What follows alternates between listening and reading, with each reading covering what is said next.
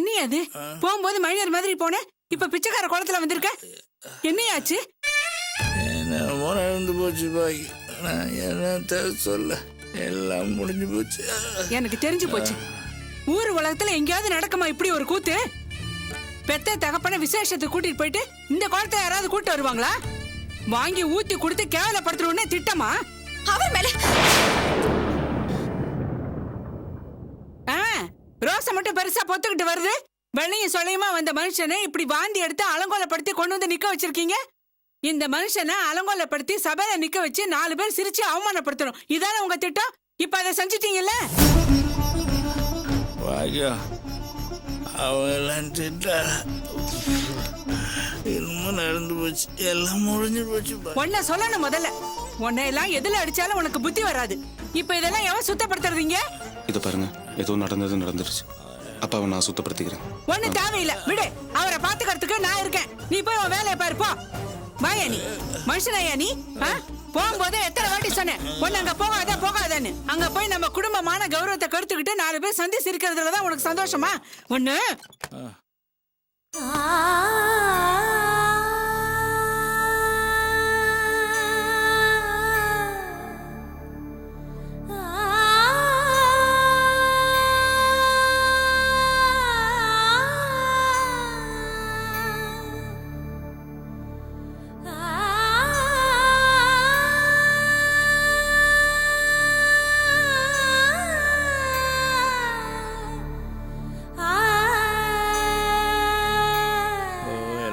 எப்ப பாரு குடின்னு குடிச்சு வீட்லயும் ஊர்ல இருந்தா மானத்தை கடுத்துட்டு இருந்த. இப்ப கௌரவமா இருக்கிற இடத்துலயும் போய் மானத்தை கடுத்துட்டு வந்திருக்க. உனக்கு உப்பு போட்டு தானே சோறு போடுற.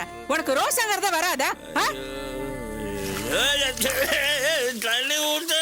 சும்மா இரு. தண்ணி ஊத்துனாதான் எல்லாம் தெரியும். பேசாம இரு.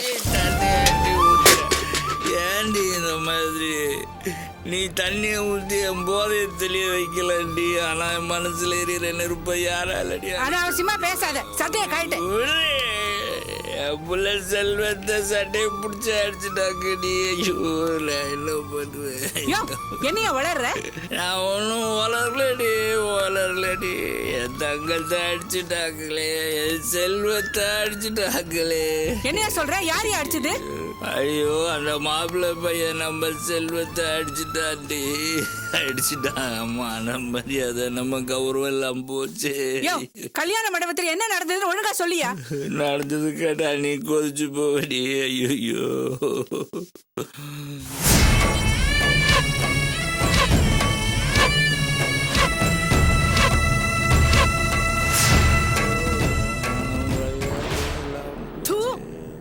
இவெல்லாம் ஒரு பொம்பளையா? 2வது பொண்ணு கல்யாணம் நடக்கணுங்கிறதுக்காக மூத்த பொண்ணையும் மாப்பிளையுமே கல்யாண மண்டபத்தை விட்டு விரட்டி இருக்காளே. ஊர் உலகத்துல இந்த மாதிரி எந்த குடும்பத்திலயாவது இப்படி நடக்குமா? உலகத்திலயே அவ மட்டும்தான் பொண்ணை பெத்தவ மாதிரியும் அம்மா தான் எனக்கு எல்லாங்கிற மாதிரியும் ஆட்டமா ஆடினாளுங்களே. இப்ப மூஞ்சியை கொண்டு போய் எங்க வச்சு பாளுங்க. சொந்த பொண்ணு மாப்பிளையே அடிச்சு விரட்டி விட்டாங்க. போகும்போது என்ன சொன்னேன்? போனா அவமானப்படுத்தா திரும்பி வருவேன் படிச்சு சொன்னேனே, கேட்டியா? என்னாச்சு? இப்ப நான் சொன்ன மாதிரி தானே நடந்திருக்கு. காசு பணம் இருந்தாதான் சொந்த பந்தம் எல்லாம். தாயும் பிள்ளையுமா இருந்தாலும் வேறன்னு இப்ப தெரிஞ்சு போச்சுல.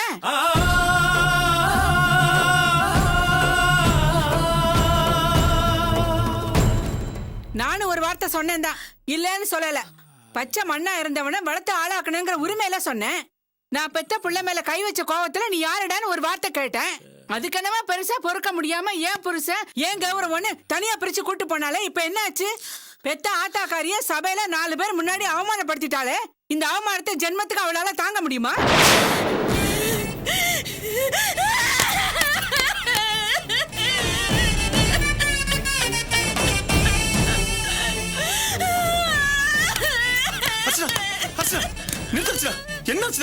என்ன பண்ணிட்டு இருக்க நீ? அழுது நிறுத்தாச்சுனா இப்ப என்ன ஆயிடுச்சுன்னு இப்படி அழுதுட்டு இருக்க? நாம என்னங்க பாவம் பண்ணோம்? என்ன தப்பு பண்ணோம்? காசு பணம் இல்லங்கிறது ஒரு தப்பா? நமக்கு மட்டும் ஏங்க இப்படி ஒரு நிலைமை? ஐயோ வாங்க, வாயும் வயரமா இருக்கிற பொண்ணை திட்டாதடி, மருமவளை திட்டாதடி. அர்ச்சனா இங்க பாரு. அர்ச்சனா அழுது நிறுத்த அர்ச்சனா. உன் உடம்புக்கு ஏதாச்சும் ஆயிட்டு போதுமா? அர்ச்சனா இங்க பாரு. நீ அவங்க நம்மள தூக்கி எறிச்சிட்டாங்கன்னு நினைக்கிறேன். நம்ம அவங்கள தூக்கி எறிச்சிட்டோம்னு நினைச்சுக்கோ. சொன்னா கேளு அர்ச்சனா. அர்ச்சனா அழாத அர்ச்சனா. அவங்க புத்தி பத்தி உனக்கு தெரியாதா? அவங்க அப்படிதான் பேசுவாங்க. பேசிட்டு போட்டு விட. உள்ள வந்தோன்னு நான் கதவை சாத்திருக்கணும். எல்லாம் நான் சொன்னதுல என்னங்க தப்பு இருக்கு? என் மனசுல இருக்கிறத வெளியில சொல்ல முடியாதது அவங்க சொல்றாங்க. அவங்க சொன்ன மாதிரி நமக்கு நடந்த இந்த அவமானத்தை இந்த ஜென்மத்துல நம்மளால மறக்க முடியுமாங்க?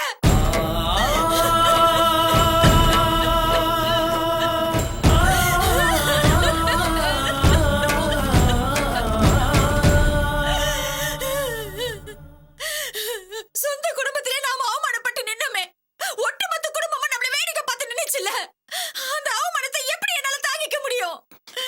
சரி அர்ச்சனா, நடந்த தப்புக்கு அவங்க மட்டும் காரணம் இல்ல. நடந்தது என்னன்னு தெரியாம நானும் அவசரப்பட்டேன். எனக்கு ஒண்ணுன்னா நீயும் அவசரப்பட்ட. நம்ம மேலயும் தப்பு இருக்குல்ல. இல்ல, நம்ம மேல எந்த தப்பும் இல்ல. நம்ம மேல தப்பு இருக்குன்னு எப்படி நீங்க சொல்றீங்க? அந்த ராம் திருந்திட்டான்னு உங்களுக்கு எப்படி தெரியும்?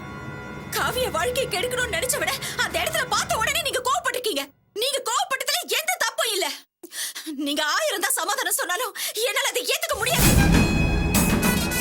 குடிக்கார அயோக்கிய கொலைக்காரனா இருந்தா கூட அவனுக்கு ஒரு அவமானம் பிரச்சனைனா கட்டின தாலிக்காக ஒரு பொண்ணு பொங்கி எழுவா. ஆனா எனக்கு நீ யாரு? என் சாமி, என் தங்கம். ஏன் கண்ணு முன்னாடி உன்னை ஒருத்த அடிக்கிறத பார்த்துட்டு என்னால எப்படி சும்மா இருக்க முடியும்? அப்படி நான் சும்மா இருந்தேன்னா அது நான் செத்ததுக்கு சமம்.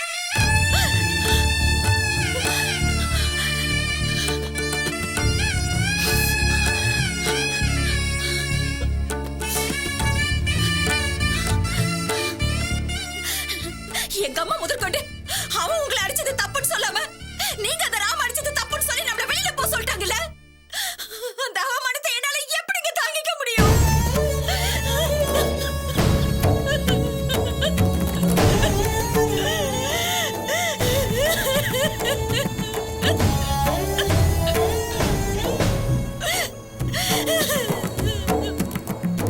அர்ச்சனா, இங்க பாரு. அழாத அர்ச்சனா. இந்த மாதிரி நேரத்துல நீ அழக்கூடாது. அது நல்லது இல்லம்மா. நீ ஏன் அவங்க நம்மள தூக்கி எறிஞ்சிட்டாங்கன்னு நினைக்கிற? நம்ம அவங்கள தூக்கி எறிஞ்சதான் நினைச்சுக்கோன்னு சொல்றேன்ல. சரிதான், நீங்க சொல்றது சரிதான். இப்ப நான் சொல்றேன், கல்யாண மண்டபத்துல கோவப்பட்டு ஆவேசப்பட்டோ வெறும் வாய் வார்த்தையா நான் அதை சொல்லல.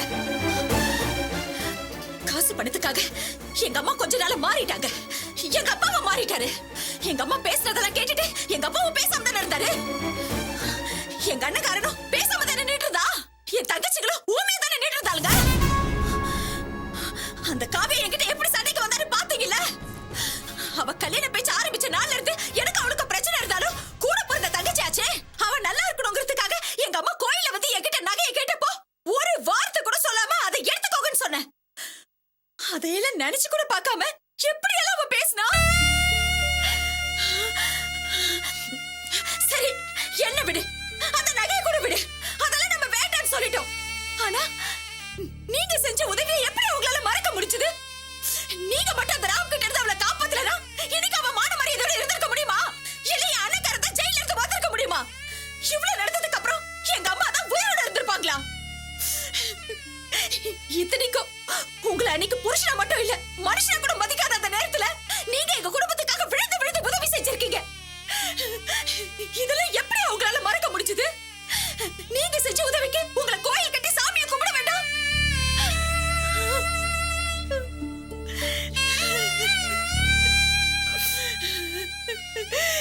இப்படி ஒட்டுமொத்த குடும்பமும் நன்றி கெட்டத்தனமா நடந்துக்கிட்டாங்களே. நன்றியை மறந்து அவங்க நல்லாவே இருக்க மாட்டாங்க. வேணா அர்ச்சனா, தயவுசெய்து உன் வாயால அந்த மாதிரி ஒரு வார்த்தையை சொல்லாத.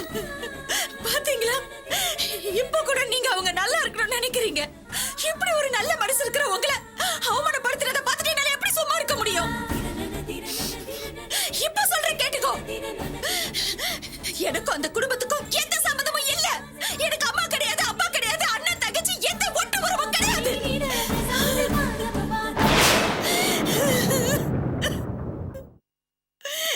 இனிமே எனக்குன்னு இருக்கிற ஒரே ஒரு உறவு நீங்க மட்டும்தான்.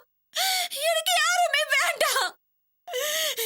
நீங்க, நானு, நம்ம குழந்தை.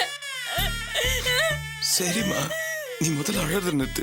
இங்க பார் அர்ச்சனா, உடம்புக்கு ஏதாச்சும் ஆயிட போகுது அர்ச்சனா. அர்ச்சனா இங்க பார், நான் சொல்றது கேளு. நான் தான் இருக்கிறேன்ல அர்ச்சனா. இங்க பாரு, நம்ம நல்லா இருப்போம் அர்ச்சனா. அர்ச்சனா அழாதன்னு சொல்றல. இங்க பாரு, நான் தான் இருக்கிறேன்ல. அப்புறம் ஏன் அர்ச்சனா இப்படி அழுற? தேவையா நமக்கு இதெல்லாம்? நம்ம கிட்ட பணம் காசு இல்ல, அவ்வளவுதான். அதுக்காக இப்படி போய் அவமானப்பட்டு வரணுமா? உனக்காக தான் ஏன் சொல்றேன். நாம நமக்குள்ள 1000 சண்டை போட்டுக்கலாம், திட்டிக்கலாம், பேசிக்கலாம். எதுக்காக அடுத்தவங்கள்ட்ட போய் அவமானப்பட்டு வரணும்? உனக்கு தான் ஏன் சொல்றேன். நாம என்ன மான மரியாதை இல்லாம வாழ்ந்துட்டு இருக்கோம்? காசு பணம் இருந்தா அது அவங்களோட. நாம எதுக்கு அனாவசியமா அடிபட்டு அவமானப்பட்டு வரணும்? நமக்கு என்ன தலையெழுத்தா? உனக்காக தான் ஏன் சொல்றேன். நம்ம கிட்ட ஒருத்தர் 1 அடி தள்ளி நின்னா நாம 10 அடி தள்ளி நிக்கணும். ஒரே வீட்டுல இருந்தாலும் நான் அப்படித்தானே இருக்கேன். அது எப்படி உனக்கு தெரியாம போச்சு?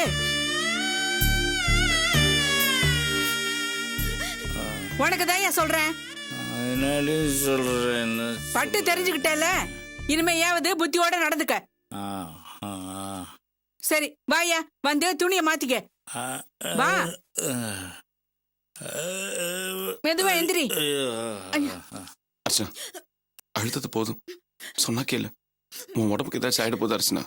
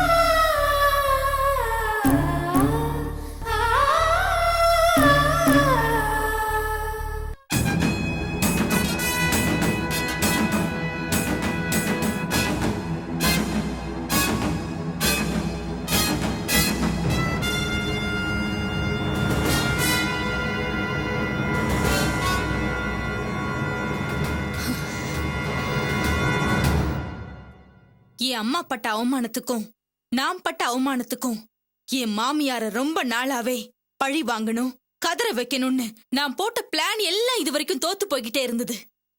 இப்பதான் முதல் தடவையா நான் நினைச்சது நினைச்சபடியே நல்லபடியா நடந்திருக்கு. இது அத்தனைக்கும் நீங்க தான் காரணம் ராம். இந்த உதவியை நான் எப்பவுமே மறக்க மாட்டேன். நன்றி ராம். நீங்க எனக்கு நன்றி சொல்ல வேண்டாம் மேடம், நான் தான் உங்களுக்கு நன்றி சொல்லணும். என்ன சொல்றீங்க ராம்? மேடம், நீங்க மட்டும் சரியான சந்தர்ப்பத்துல என்ன வந்து சந்திக்காம இருந்திருந்தா நான் செரி காவியா கல்யாணத்தை மட்டும்தான் நிறுத்திருப்பேன். அந்த சோகம் கொஞ்ச நாளைக்கு தான். என்ன ஜெயிலுக்கு அனுப்புனவளுக்கு வாழ்நாள் முழுக்க தண்டனை கிடைக்கிறதுக்கு சந்தர்ப்பத்தை ஏற்படுத்தி கொடுத்தது நீங்க. உங்களுக்கு தான் மேடம் நான் தேங்க்ஸ் சொல்லணும். செரி கிளம்பிட்டாரு போல இருக்கு. சரி மேடம், நானும் கிளம்புறேன். சரி, நடந்த விஷயம் எல்லாமே ரகசியமாவே இருக்கட்டும். Be careful. ஓகே.